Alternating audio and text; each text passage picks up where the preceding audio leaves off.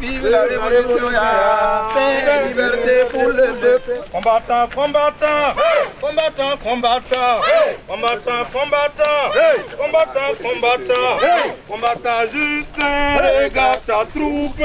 Loin de la Côte d'Azur, de sa Côte d'Azur, Toussiana, les guerriers toussiens, les syndicalistes, les défenseurs des droits humains, les révolutionnaires burkinabés, tombés un soir du 29 septembre 2017 à 65 ans, reposent au cimetière municipal de Gunguen à Ouagadougou.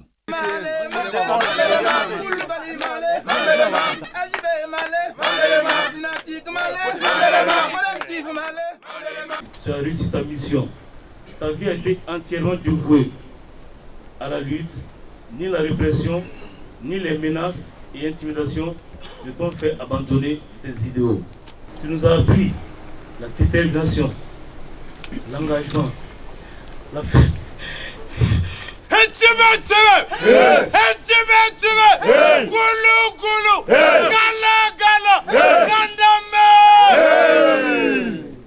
Membre fondateur du Centre national de presse Norbert Zongo, en ta qualité de secrétaire général de Synatique, tu t'es battu avec abnégation pour sa création. Justin Coulibaly, nous nous souviendrons toujours de ces périodes difficiles qu'a connues le centre suite à l'assassinat de notre confrère Norbert Zongo. En raison de l'engagement sans faille du centre aux côtés du collectif contre l'impunité, il fut qualifié par le pouvoir du CDP d'alors des bastions de l'opposition, des nids de comploteurs. Je n'ai pas eu le temps de vous connaître pendant votre vivant, mais à travers votre épouse, notre grande sœur, vous devez avoir été une personne très aimable.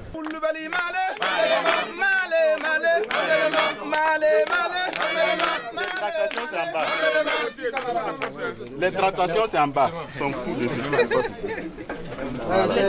Non, c'est négocié, hein. C'est la négociation, sinon ça ne marche pas. Dieu va t'accueillir auprès de lui. Avec tes caïmans dans la mer. Prie beaucoup pour que tes parents là soient plus riches que ça, quoi. Ils sont très pauvres. En règle générale, la nature n'épargne pas les révolutionnaires. Justin Coulibaly n'en a pas fait exception. On était toujours inséparables, hein? On était toujours ensemble. Et cette enfance-là, on l'a vécue vraiment avec joie, mais avec souvent aussi beaucoup de difficultés, bien sûr, au point de vue nourriture. Son enfance a été difficile parce que donc elle a perdu sa maman à 3 ans et à 4 ans elle perdait son papa. Donc quand vous êtes orphelin dans ces conditions, on ne peut que donc dans la société africaine vous confier à des proches de la famille. Il a été accueilli par ma grand-mère qui s'appelait Marie-Germaine Traoré. Et je dirais qu'il a fait toute son enfance ici, donc sa scolarité niveau primaire ici. Voilà, avec beaucoup d'autres enfants. J'allais dire des dizaines d'enfants que la grand-mère entretenait ici, voilà, pour l'école. Nous allions d'abord le matin vendre le soumala avant d'aller à l'école. Dans ces conditions, on ne peut pas avoir le même traitement comme si c'était ses propres parents. Et donc, de ce point de vue, ces conditions ont fait que très tôt, Justin a eu le souci donc, de la lutte pour la survie. Parce que quand vous arrivez dans une grande famille, vous n'avez pas votre papa, vous n'avez pas votre maman, ce n'est pas évident de pouvoir manger à sa faim, ce n'est pas évident de pouvoir être habillé à son goût les jours de fête. Alors donc, il fallait tout de suite donc, un instinct de survie. Et cet instinct de survie a amené Justin très tôt à développer donc, des stratégies donc, de justice. Et je me rappelle toujours, il me racontait que lorsqu'ils sont à table, alors il s'assurait que tout le monde donc, pourra avoir donc, la même ration. Et tous ceux qui essayaient donc, de piller donc, les plus faibles, donc, il était obligé de lever le ton. Et souvent, donc, il était le plus jeune, mais il l'agressait parce que les uns les autres ne tenaient pas compte donc, des plus faibles dans le groupe. Le cursus scolaire et universitaire de Justin Coulibaly dure de 1958 à 1979. Une période tumultueuse, mais durant laquelle il se forge de solides amitiés et une sacrée réputation de combattant. Donc on a fait le CP1 en 1958 et on a quitté l'école en 1965. Chacun est allé de son côté. Justin, lui, il est allé à Tounouma. C'est ici que se sont nouées mes relations, mon amitié avec Justin Coulibaly. J'ai l'impression de l'avoir toujours connu. C'est ça le problème. On s'est connus depuis la 6e, les années 65-66, et on ne s'est plus jamais quitté. Une forte amitié qui s'est nouée dès le début, et c'est resté la même chose jusqu'à ce jour. Dès notre prime jeunesse, nous nous sommes toujours mis du côté effectivement de tout ce qui est mouvement de quelque nature que ce soit, où les questions donc, de justice, d'équité se posaient au collège et plus tard à l'université dans la vie active. Donc effectivement c'est quelqu'un qui a toujours effectivement réprouvé l'injustice, l'inéquité et qui a toujours sympathisé avec les plus faibles. Et donc je peux dire qu'effectivement il y avait des signes qui prédisposaient à son engagement ultérieur. Quand vous avez donc des conditions difficiles, donc il vous explique une seule chose, c'est la lutte. Et ce qu'il a commencé très tôt, donc c'est poursuivi donc pendant son lycée, où effectivement il m'a dit qu'il posait souvent des questions. Or, vous savez, les milieux dans lesquels nous avons été éduqués, les établissements, bon voilà, suivez mon regard, on n'aime pas beaucoup les questions. Il faut avaler. Après le BPC, il y a eu des affectations. Et Justin était affecté au lycée. Généralement, les établissements cherchent à maintenir les anciens élèves. Mais lorsque vous ne rentrez pas dans une certaine ligne, bon, donc dès le premier tournant, on vous débarque. Et ce qui explique que donc, après tournement pour le premier cycle, il était considéré comme ceux qui avaient déjà le sang très chaud, qui pouvaient donc organiser, voilà. Et donc on a dû le sortir. Il était obligé d'aller au lycée Ouézin Coulibaly pour faire son second cycle. Alors après le baccalauréat qu'il a obtenu donc brillamment, il est parti en France. Lorsqu'il débarque en 1974 à Toulouse, en France, pour des études de droit, il tombe dans une ferveur révolutionnaire.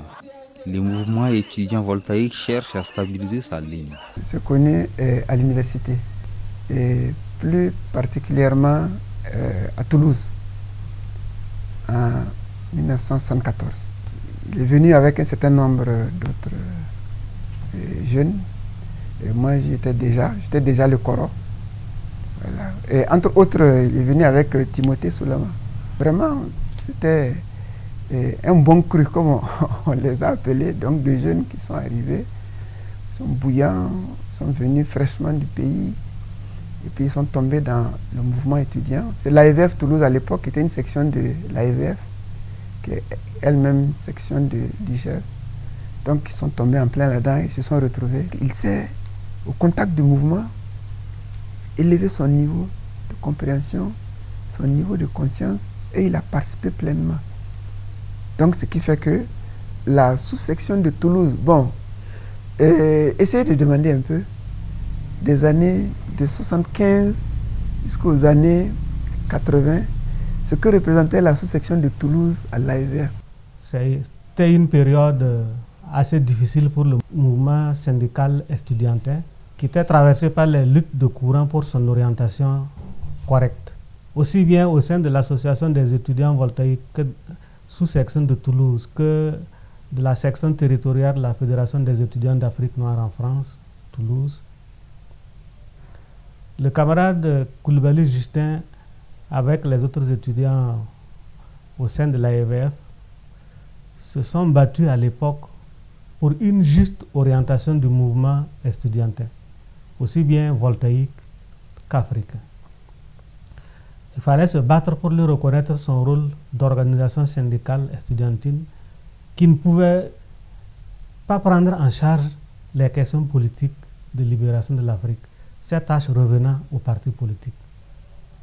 Et le débat qui s'opposait au sein des étudiants africains à l'époque, là, c'était en fait surestimer la nature du mouvement estudiantin, chercher à l'amener à jouer un rôle de parti politique, en exigeant que les étudiants proclament ouvertement que la lutte des peuples africains, pour qu'elle puisse aboutir, elle doit être dirigée par la classe ouvrière à travers son parti, le Parti communiste marxiste-léniniste, tout en sachant que les étudiants africains n'avaient pas les moyens nécessaires pour créer de tels partis. Donc le débat là, c'était circonscrire, reconnaître aux étudiants les limites de l'organisation estudiantine et laisser les étudiants africains ceux qui veulent aller plus loin, ils peuvent le faire, mais pas en tant qu'organisation syndicale estudiantine. Et c'est ce débat-là qui a traversé tout le mouvement africain à l'époque. Ça a même abouti au sein des étudiants voltaïques à une scission. Les opportunistes de l'époque qui animaient ce que nous avons appelé le nouveau courant opportuniste liquidateur, ENCOL, ont fait scission à Paris. Ça s'est répercuté pendant les vacances au congrès de l'UGEB et ils ont créé ce qu'ils ont appelé l'Union générale des étudiants voltaïques, mouvement du 21 juin 1978. Et Justin a été un des bâtisseurs. Voilà. Donc il entraînait les gens. C'est-à-dire qu'il est au charbon. Il dit, on discute, on réfléchit, on fait ça. Il est devant. Donc bon, si vous dites que vous êtes d'accord avec lui, on va aller ensemble. Donc, mais il est devant. Il a été un des bâtisseurs vraiment. Non seulement d'un point de vue politique, syndical, je dirais, mais même d'un point de vue social. Et il y avait des mouvements de protestation lorsque la bourse arrivait un peu tard. Et il était parmi les plus vaillants pour pouvoir effectivement amener les autres effectivement au centre national des œuvres universitaires et exiger qu'on puisse effectivement nous payer le plus tôt possible et tenir compte de nos droits. A-t-il pu avoir plus de passion pour le militantisme que les études ou a-t-il été victime du système? Toujours est-il que Justin Coulibaly perdra le service de la bourse et doit se battre pour survivre. À l'époque, ouais, le mouvement se développait, le mouvement politique, même le mouvement révolutionnaire se développait. Beaucoup de jeunes, ils ont intériorisé cette montée du mouvement-là. Et à un moment donné, donc, ils ont accordé beaucoup d'importance. À l'époque, il y avait un office local, l'Office de coopération et d'accueil universitaire, qui s'occupait des bourses. Théoriquement, si tu faisais 2 ans sans succès, on te coupe la bourse. Mais il faut couper la bourse par rapport aux activités syndicales. Et en 1976, donc, comme au niveau de l'AEVF, il y avait tout un plan, toute une organisation pour accueillir les nouveaux étudiants qui arrivaient en France, aussi bien à Paris que dans les provinces. Donc c'était vraiment des plans pour leur venir en aide. Maintenant, ceux de l'Office de coopération aussi s'occupaient des jeunes, mais c'était pour en fait les mettre dans des conditions difficiles et parfois pour leur soutirer de l'argent. Donc il y avait une véritable confrontation, à savoir qui va effectivement influencer ces jeunes-là. Voilà. Justin était donc dans l'organisation et ça a créé des problèmes. Et l'Office de coopération régional à Toulouse, là, ils ont déposé une plainte et il y a 7 camarades donc, de l'association des étudiants voltaïques en France, à Toulouse, là, mais qu'on devait expulser. Justin était parmi. Donc ils ont été convoqués, c'était 7, ils étaient convoqués à l'ambassade à Paris. À l'époque, c'était Victor Caboret qui a menacé, voilà, on va vous expulser. Voilà, donc on était avec le président de l'AEVF. Quand le président de l'AEVF a voulu parler, il a dit faux, voilà. Donc, on t'expulse tout de suite. Mais comme en mai 1976, il y a eu l'expulsion des 2, Étienne Traoré et puis Bachano Jules, et il y a eu plein de mouvements à caractère même anti-impérialiste. Donc, si à 2, il y a eu de vastes mouvements comme ça, bon, à 7, on ne sait pas ce que ça va donner. C'est ce qui a permis, avec toute la campagne d'information là, donc de pouvoir empêcher les expulsions en octobre 1976. Une fois, il y a un devoir qu'on leur a donné. Un étudiant latino-africain a fait un accident à Toulouse. Il a respecté la règle de circulation. Il l'a fait avec un Français. Mais il a tort. Son tort, c'est de n'être pas dans son pays. On vous dit de commenter. On devrait dire que la question est idiote, mais tu ne peux pas dire qu'elle est idiote. Que c'est pour tester et puis voir. Bon, ceux qui sont prêts à se soumettre avec servilité, mais sachez, l'école de droit, c'est la droite brute. Il y avait un test à l'ENAM, par exemple, où on demandait aux étudiants qu'est-ce qu'ils pensaient de la grève de l'UGEB. On a coupé la bourse. Après, de succès, on coupe la bourse. Maintenant, il travaillait, Justin travaillait comme ouvrier. Et il en était fier. C'est-à-dire que, quand Justin parlait, il dit les pauvres. Mais c'était une entreprise de pocerie là. Mais, et on met, donc les pauvres frères, on met dans du sel là. Vous savez, le sel. Mais comment ça brûle. Mais il a travaillé pendant des mois pour survivre. C'est pas comme nos petits animaux ici, la peau là-bas, ça pèse déjà 250 kilos. Donc, dans le froid, m'a-t-il dit, porter donc des peaux fraîches, c'était un travail très éprouvant, très épuisant. Il a dû faire ça pendant 3 ans et au bout de compte, il s'est résigné donc à retourner au pays donc pour changer d'orientation. Après 4 ans, il rentre au pays, il doit affronter le même système. Principaux animateurs, les valets locaux de l'impérialisme. Il a participé au concours d'entrée au CESTI. Et les résultats ont été proclamés et il a été reçu. Parce qu'il a entendu son nom à la radio. Ses amis l'ont félicité. Et lorsque il est parti à la direction des organisations et des bourses pour les modalités de départ sur Dakar, on lui a dit qu'il n'était pas reçu au test. Donc il dit, ce n'est pas possible, ça ne va pas se passer comme ça. Et tous les jours, il partait là-bas. Et finalement, il a demandé une audience au directeur de cabinet du ministre de l'Information qui était à l'époque El Hadj Sanogo Moussa. Donc El Hadj Sanogo Moussa, en tant que DIRCAB, a convoqué le jury et ils ont repris les copies et il s'est avéré qu'il était admis et il est parti avec la bourse nationale au lieu de la bourse fac à l'époque. Donc il est arrivé 2 mois de retard sur le cours au CESTI.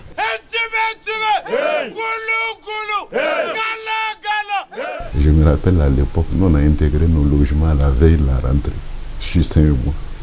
Puisque tout ce qu'on trouvait, on attribuait aux autres. Mais pendant ce temps, nous-mêmes, on était en train de clamdoter, comme on aime le dire, chez certains des amis et autres qui étaient restés à Dakar. Avec d'autres camarades qu'on a trouvés à Dakar là-bas, on a essayé quand même d'unir nos forces pour reconstruire, si on peut se permettre, ce monde-là, l'ASV à Dakar. Et dans le cadre de la mobilisation, presque tout le temps, on sortait pour aller voir les compatriotes, discuter avec les compatriotes, pour les amener quand même à comprendre les enjeux qu'il y a à être organisé d'une part, les enjeux qu'il y a à s'engager également pour se battre pour l'épanouissement du pays. Donc on avait mis en place aussi une cuisine collective. Lorsque la bourse ne venait pas, il organisait souvent chez lui un repas collectif à tous les autres étudiants qui étaient donc bien sûr, nous sommes tous dans le même bateau. Il n'y a pas de bourse, il n'y a pas donc de sponsors au pays comme on dit, mais on est obligé d'aller manger. Et il a fait du fonio gras. Les collègues ils sont venus et dit bon, venez manger un repas touchant. Alors les gens ils ont pris le fonio au gras, ils mangent et puis mais votre plat là c'est bon mais il y a beaucoup de cailloux.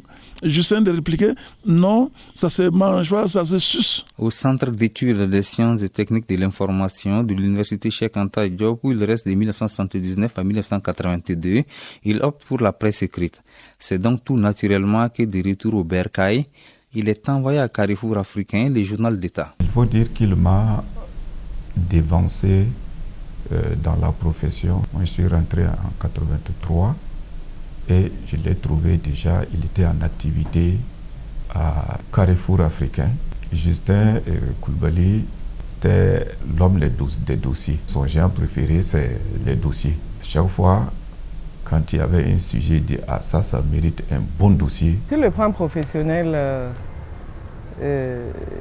Justin m'a laissé en tout cas le souvenir d'un journaliste professionnel, vraiment professionnel, engagé, donc il respectait les règles déontologiques et éthiques, et qui d'ailleurs a toujours une belle plume. Voilà, il écrit très bien dans la forme. Donc même si j'ai été à un moment donné rédacteur en chef adjoint, puis rédacteur en chef de Carrefour Africain, où nous travaillons ensemble, et ensuite rédacteur en chef de Cédoya, je n'ai pas eu beaucoup de difficultés avec lui dans nos relations de travail. Le 12 octobre 1988, lorsque le syndicat autonome des travailleurs de l'information et de la culture est porté sur les fonds baptismaux, Justin Coulibaly endosse la tunique de secrétaire général. 26 ans durant, Il a maintenu la barge contre vents et marées. La répression du Front populaire, de l'UDPMT puis du CDP, tous incarnés par Blaise Compaoré, ne viendra pas à bout de sa détermination. Ce besoin se faisait sentir. Pourquoi? Parce qu'à l'époque, je pense que le terrain était occupé par le STOV. Mais le STOV, c'est le syndicat de travail ouvrier du Burkina, mais qui était totalement mort, entre guillemets, parce qu'il n'assurait aucune défense des travailleurs. Donc il fallait quand même faire quelque chose pour les travailleurs, l'information de la culture. Donc on a échangé comme ça, bon, de fil en aiguille. On essaie de rassembler quelques camarades pour voir comment effectivement mettre sur pied effectivement une structure. Et c'est ainsi que c'est parti. Justin et bien d'autres camarades ont pris l'initiative de rédiger les statuts du futur Synatic.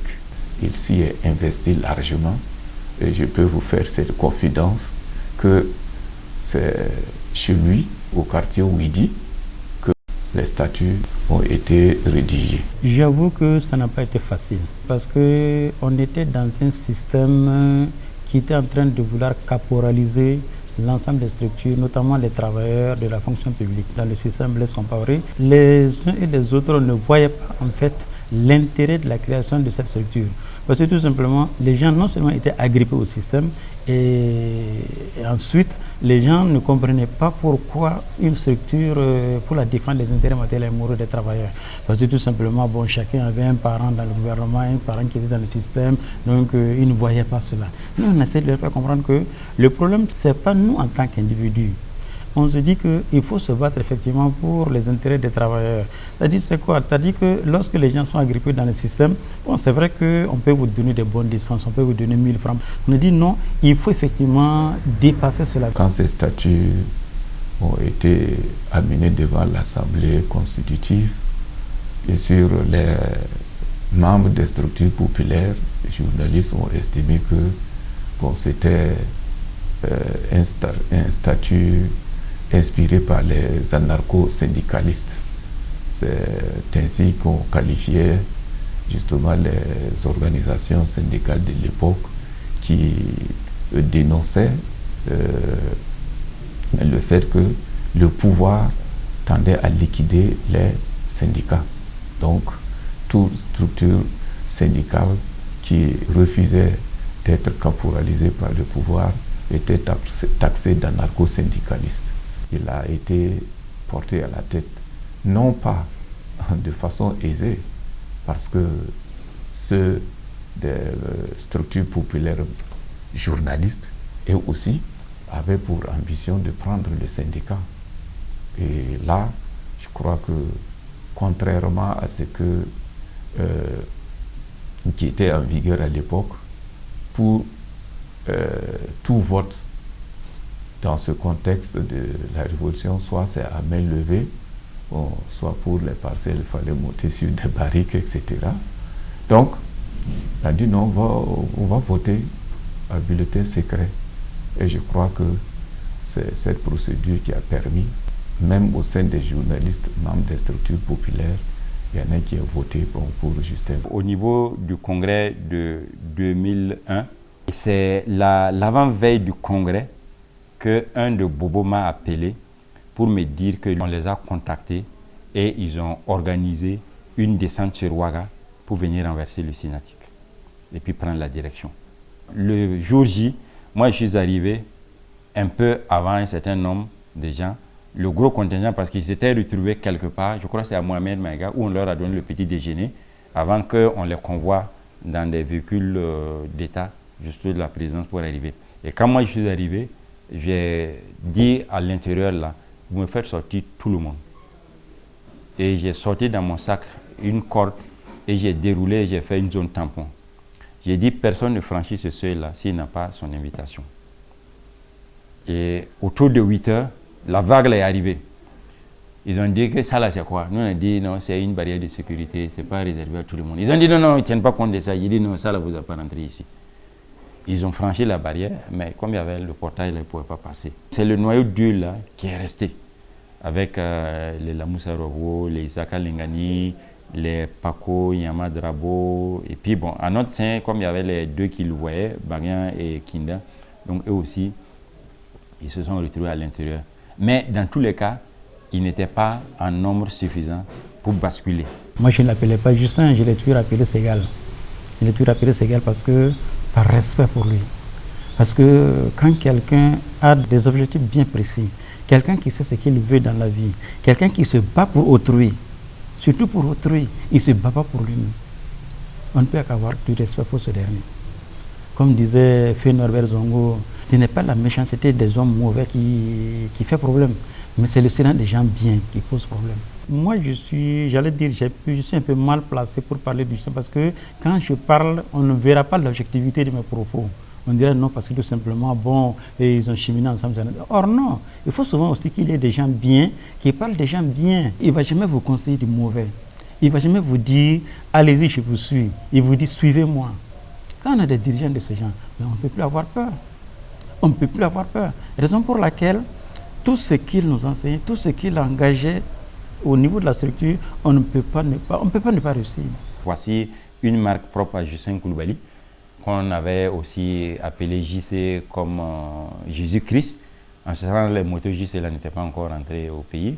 Donc, ces initiales Justin Coulibaly, on avait coupé, on appelait JC, et puis c'était comme Jésus-Christ.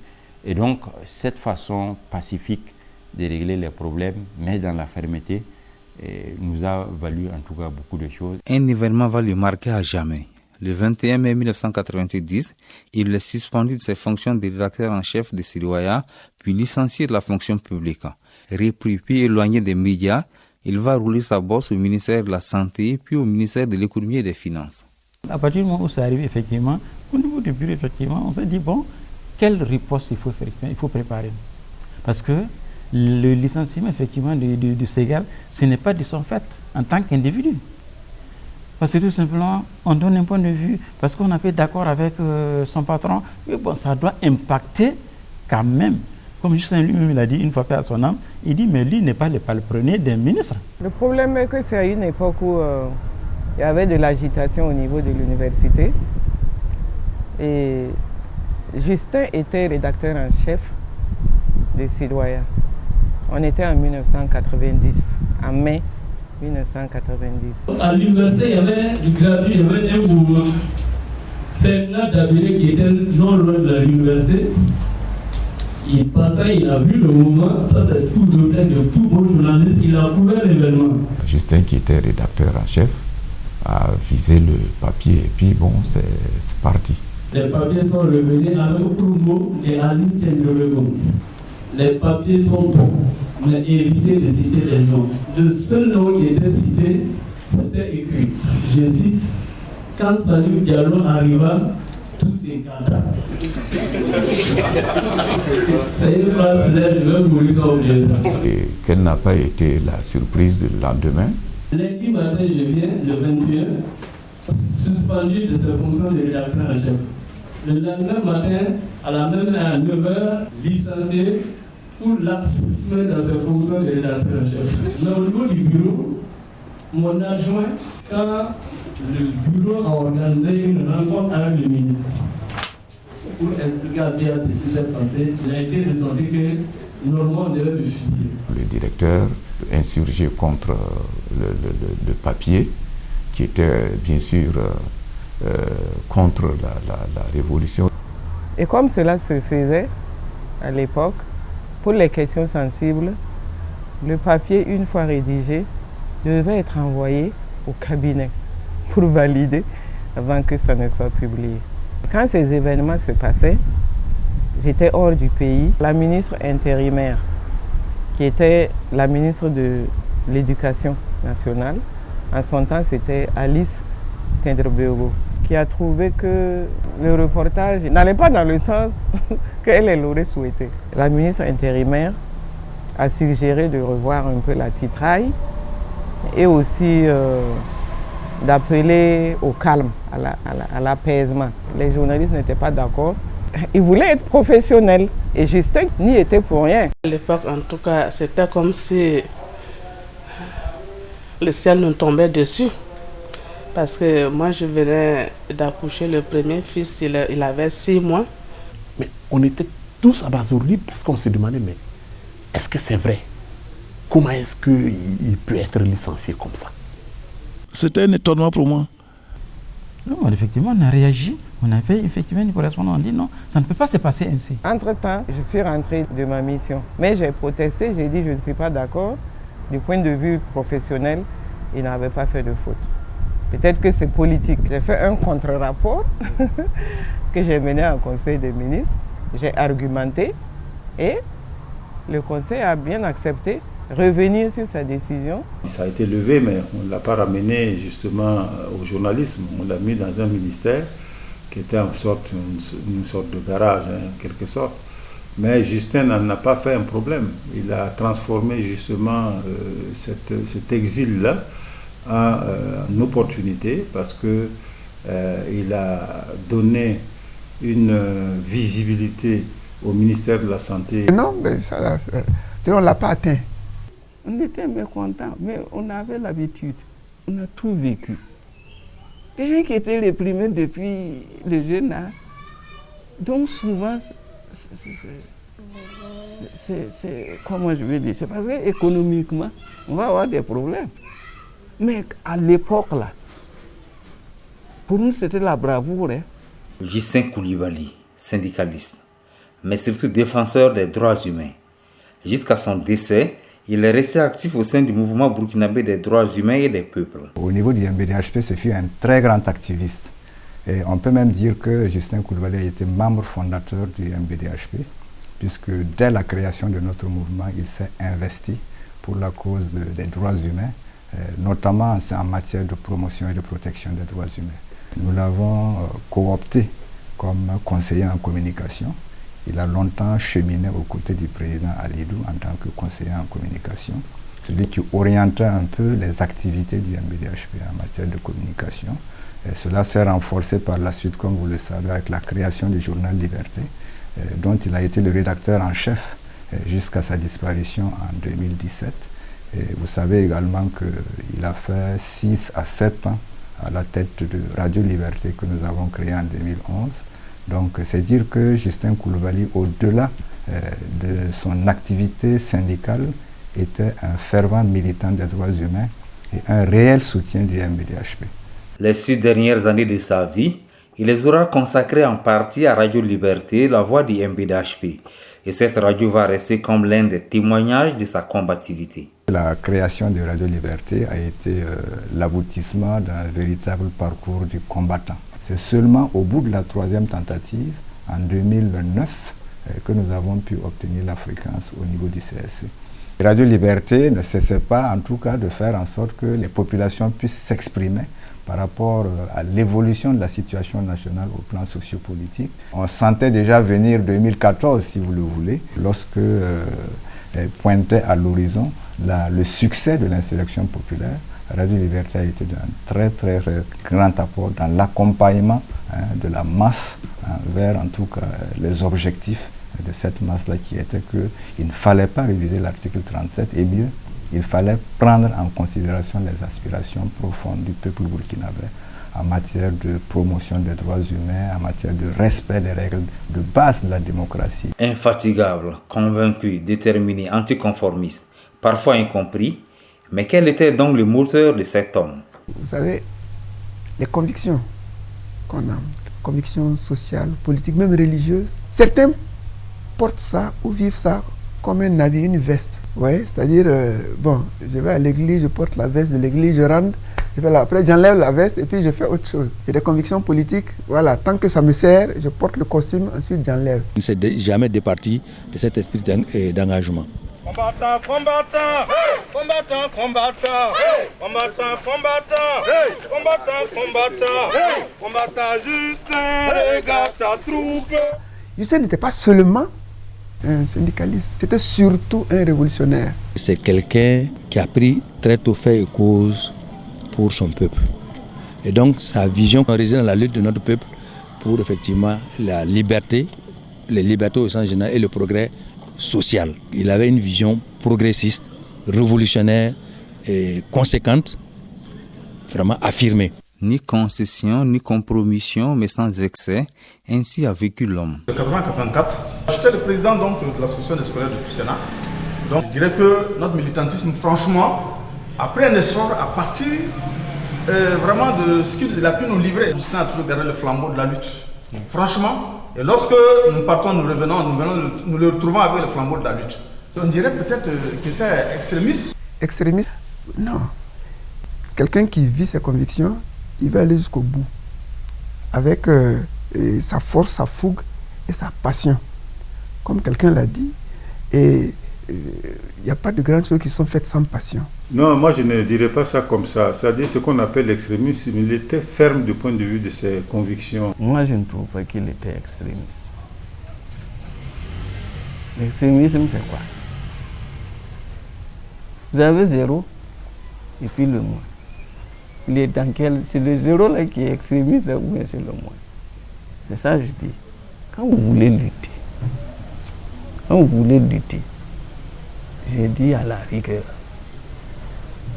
quand vous n'êtes pas rigoureux, vous n'êtes plus, ce n'est plus ça. Et pourquoi les gens ne sont pas rigoureux? Parce qu'ils ne sont pas honnêtes. Moi, je vous donne un exemple.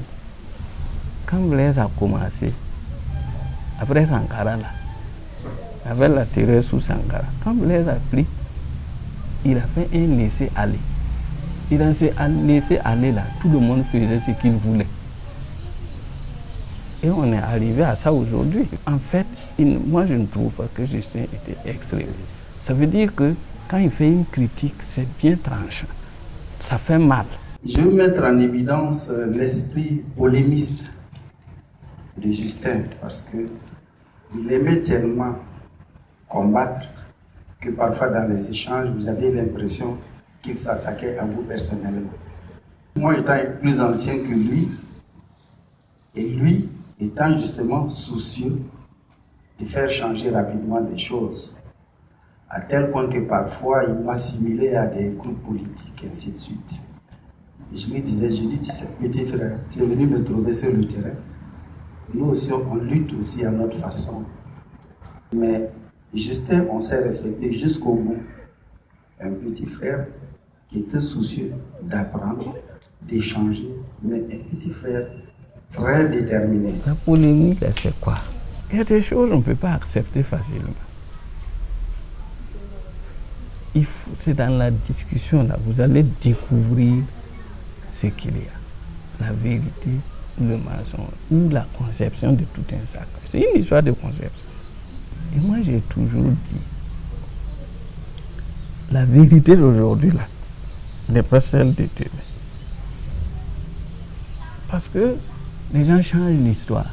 Voilà, Salif Diallo qui est décédé. Mais il a tellement fait du mal ici. Mais il est devenu le bon gars quand il est décédé, non? Sa chance, il était au pouvoir, il est décédé au pouvoir. Voilà.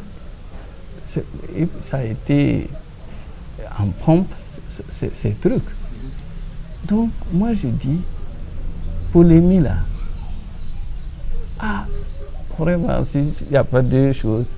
Ils discutent jusqu'à vouloir te convaincre. Mais après, Justin, s'il est en erreur, là, il peut te demander pardon. Donc, moi, je ne vois pas le problème.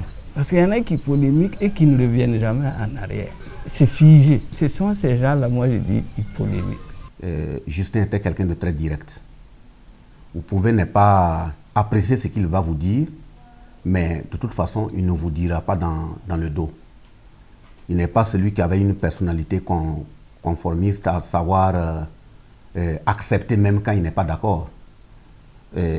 Au-delà de cette question de vérité, c'est un homme aussi de consensus. Ça veut dire que s'il donne sa position et que sur la base de l'argumentaire, on arrive à lui démontrer que ce n'était pas dans ce sens qu'il faut aller, je pense qu'il se soumettait à la décision majoritaire. La gestion du pays, l'exemple, c'est l'Albanie. Lui, il est resté dans sa ligne, mais moi, je lui ai dit un jour, non, c'était à Toussana, chez lui, à la maison, dans la cour. J'ai dit non, grand frère, ta ligne politique, excusez-moi de lâcher le terme, hein, il avait toujours été préservé. Et quand je lui ai dit tu es préservé, il refusait. Et Justin est resté dans sa lutte syndicale. Mais politique, tu vois, qui ne disait pas son nom. Mais il y a certains de ses camarades qui sont francs, ils peuvent vous le témoigner.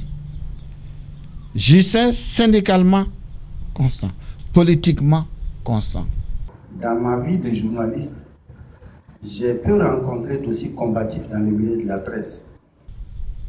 Vous avez vu comment est chez lui. Il aurait été un opportuniste, comme on avait le dit, des opportunistes politiques, serait mieux que ça.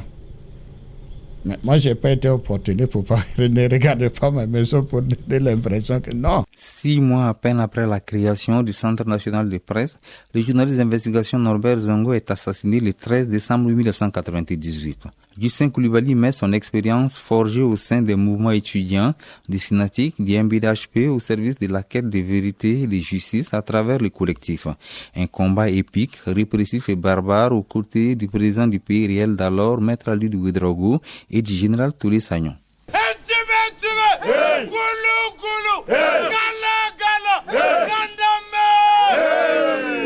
Pendant la période chaude du collectif, pour la justice et la vérité, pour Norbert Zongo, Justin Coulibaly et le collectif ont fait le tour du Burkina Faso à 3 reprises. Et quand je dis le tour du Burkina Faso, il n'y a pas ce village important où nous ne sommes pas allés. Il n'y a pas cet endroit où nous ne sommes pas allés, malgré les difficultés, malgré aussi les espoirs, parce que nous étions soutenus par une population mobilisée qui avait soif de justice, qui avait soif de se construire et de se réaliser. Après la mort de Norbert Zongo, donc 1999, je vous dis que nous étions là, le premier quartier à s'organiser en zone et à marcher ici jusqu'à la place de la Révolution. Et on le faisait. Quand on arrive à Bascuit, il y a les femmes, là, les hommes, tous sortaient, puis nous suivent.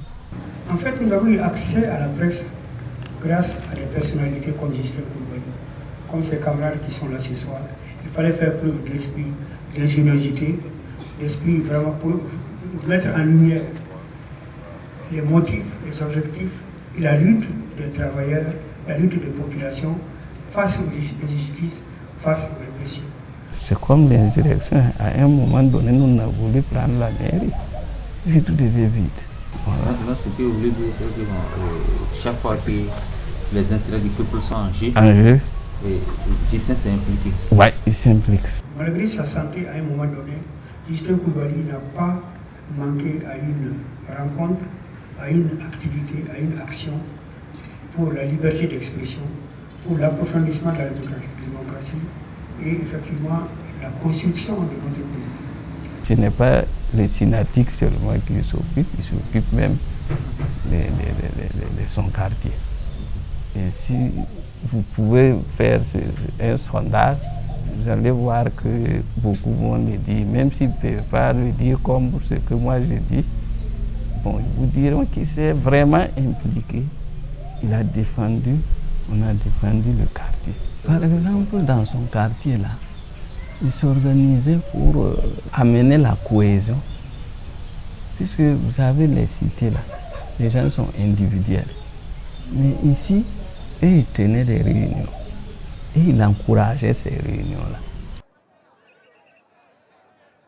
En 1998, en ce moment j'avais 8 ans, c'est vrai que je ne connaissais rien, mais quand même je voyais les choses qui se passaient et j'avais beaucoup peur pour papa. Et parce qu'il nous disait chaque fois, même que souvent quand on s'arrêtait devant la porte, il nous disait non de ne pas rester devant la porte parce qu'on ne sait pas ce qui peut se passer. Donc avec tout ce qu'il nous disait, ça faisait qu'on avait peur souvent pour lui, même quand il sortait. Donc pendant les périodes chaudes, on s'entendait à ce que bon, quelque chose arrive et tout. La répression du 8 avril 2000, cette répression telle qu'elle s'est passée, je le dis et je le répète, nos responsables que nous avions la charge de suivre et de faire en sorte à ce que le comité d'organisation fasse correctement son travail. C'est ce jour que nous avons compris qu'il y a de la détermination dans de la détermination. Voilà, parce que quand ça commençait à tirer de partout, malgré les gaz, je disais tantôt que ce sont des responsables qui se soumettaient à la discipline, mais ce jour-là, ce n'était pas simple. Quand vous dites à un responsable, on n'a qu'à quitter parce que ça ne va pas et l'intéressé continue de foncer, et vous voyez les gens Justin Coulibaly, les gens Toulé Sagnon, tu ne peux pas les soulever. c'est quand même un problème. Donc, c'est l'un des éléments qui m'a fortement marqué. Le deuxième élément aussi qui m'a marqué, c'est quand il y a eu le baptême de la rue Norbert Zongo par RSF, je pense, et que les autorités ont intimé l'ordre à la gendarmerie de nous mettre aux arrêts. Et moi, particulièrement, on ne connaissait pas chez moi. Il y a eu Tolé Sayon qui était déjà aux arrêts, Maître Sankara était aux arrêts. Donc, quand j'ai eu l'information qu'ils avaient été mis aux arrêts, après Tibri, André, peu à son âme aussi, c'est lui que j'ai appelé. Je lui ai dit, on vient de nous apprendre que les Tolé Sayon ont été arrêtés, moi je vais me rendre à la gendarmerie. Mais il m'a sonné au téléphone, il a dit, mais c'est pas possible, vous ne pouvez pas aller à la gendarmerie, on arrête les gens, et vous partez vous remettre pour ça sera un magot facile qu'ils auraient ramassé. Je n'ai pas connu la période pendant laquelle il a été mis de côté, parce que tout simplement on n'avait pas voulu un ton indépendant au niveau des organes d'État. Et même directement, la répression qui s'est abattue après la marche nationale du collectif des organisations démocratiques de masse et de partis politiques, précisément le 8 avril 2000. Les responsables ont été arrêtés, ils ont été rasés, ils faisaient partie, donc ça veut dire d'une façon ou d'une autre, que ce soit lui-même, que ce soit leurs différentes familles, c'est des gens qui ont vécu de façon permanente l'insécurité. Ne dit-on pas que derrière tout grand homme se trouve une grande dame? À coup sûr, Edith Coulibaly en est une. Dans la mesure où c'est un engagement qui défend la justice et pour de meilleures conditions de vie. Donc je partage cet engagement et je le soutenais. Son engagement, il y a eu un impact parce que il était beaucoup plus engagé dans les activités syndicales. Au niveau familial, ce n'était pas très chose, mais on comprenait, on le soutenait. Je ne regrette pas cela parce que, comme on le dit, mieux va être avec le peuple qu'avec une personne. Parce que, vu son engagement, on a vu à son décès, on a vu lors de son enterrement le monde qui est sorti. C'est pas évident que ses anciens camarades qui ont participé au gouvernement auront ce même succès. Voilà, en matière de nombre. À un moment donné, on se demandait, mais est-ce que c'était pas plus facile pour lui, au regard souvent des résultats qu'on pourrait considérer comme décevants du combat qu'il menait, de la lutte qu'il menait, est-ce que ce ne serait pas mieux de revenir et de se recentrer lui-même sur sa propre famille pour simplement réussir simplement sa vie? Nos luttes qu'on a engagées à un certain moment ont connu effectivement des réussites certaines qui ont fait aujourd'hui que la liberté d'expression est une réalité dans notre pays. Et il faut saluer le courage des hommes comme Justin Coulibaly, inviter la jeunesse à s'inspirer de son exemple et son comportement pour effectivement ne pas baisser les bras, parce qu'effectivement, la construction d'un pays au sens démocratique, d'un état de droit n'est jamais atteint. Et honneur à nous. Ceux qui ont bénéficié soit des libertés provisoires ou qui sont toujours en tenue, malgré qu'ils sont devant le tribunal en train d'être jugés, ils sont en train de jouir des acquis qui ont été arrachés avec des larmes, de la sueur et du sang de ces dévanciers. Et ce sont les mêmes qui tenaient les bâtons pour les réprimer. Après son décès, là, il y a eu des luttes ici, mais c'est les conséquences de son travail. Justin Coulibaly va rester dans l'histoire comme un bâtisseur, un visionnaire, un homme ferme, un homme libre. Coulibaly laisse quelque chose de fort, du fait qu'on peut vivre conforme à ses convictions jusqu'au bout. Il avait largement la possibilité de monnayer, il connaissait la plupart des personnalités de ce pays-là, de se trouver un gros poste quelque part. C'est quelqu'un véritablement qui a le sens de l'histoire.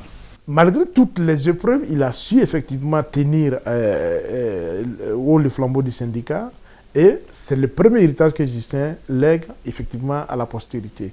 C'est grâce à des gens comme Justin que les jeunes qui sont arrivés dans la profession ont appris aussi à être aussi déterminés.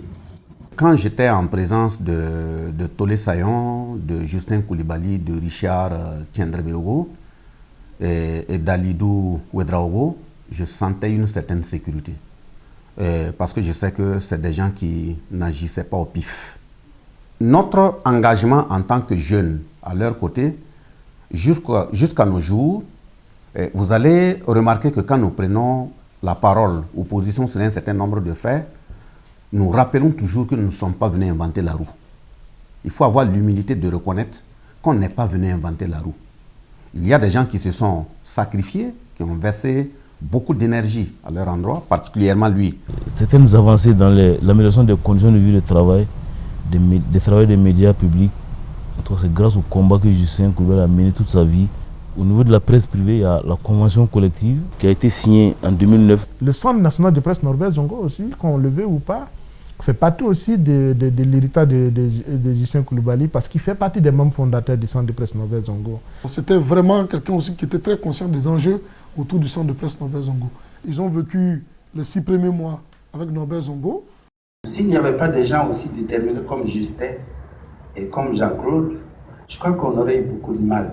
Et aujourd'hui, je suis apaisé parce que la relève est assurée en ce qui concerne le militantisme syndical au niveau des secteurs de la communication. C'est un lourd héritage dont nous avons la charge de conduire, de gérer pour que tous les efforts, les sacrifices consentis par Justin Coulibaly et beaucoup d'autres démocrates ne soient pas voués à l'échec. Justin Coulibaly, Idi Justin Coulibaly, le combattant de la liberté s'en est donc allé. Puisse-t-il reposer à jamais en paix, surtout avec la certitude que ses camarades resteront debout pour la cause, la bonne cause, le changement. Surtout cette certitude car les hommes qui ont lutté, que leur idéal va triompher, que leurs actes resteront à jamais gravés dans le marbre de nos souvenirs.